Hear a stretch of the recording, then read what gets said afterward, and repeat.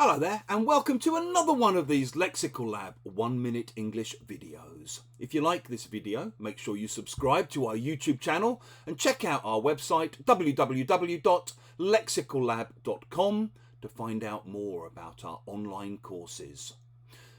The other day I was chatting with a group of teacher friends about growing your Instagram profile. And somebody observed that one of the main ways in which people seem to achieve rapid growth is by getting into beefs, by starting beefs with people, big arguments with people, and using the controversy that this generates to get more attention. So, I could maybe do a video about Hudella takes down English with Lucy, but that would be rather vulgar. And I'd rather shine a light than curse the darkness, personally. The other thing that people often do to try to get hits and get attention is make vague accusations. So you'll hear things like, now, I'm sure all of you know the kind of teachers I'm talking about here, and I'm not going to name names, but let's face it, we all know that some people are guilty of blah, blah, blah, blah, blah.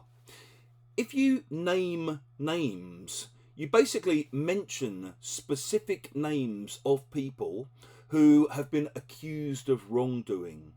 And the phrase is often used when people kind of say, now listen, I don't want to name names, but I'm sure you can guess who I'm talking about here. Yeah, I guess it's a clever way of avoiding getting yourself in bigger trouble or potentially, slandering someone or libeling someone or whatever. It may also be that you have to ask people specifically to do this. So you might kind of say, listen, if you're accusing members of my team of having made sexist or racist comments, you need to name names, okay? I can't deal with it if I don't know who it is exactly you're talking about. And it's also sometimes used when talking about crimes.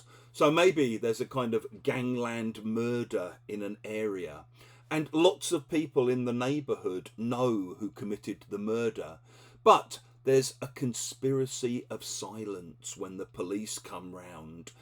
Nobody will say anything to the police because people are scared to name names in case there's comeback from the gangsters.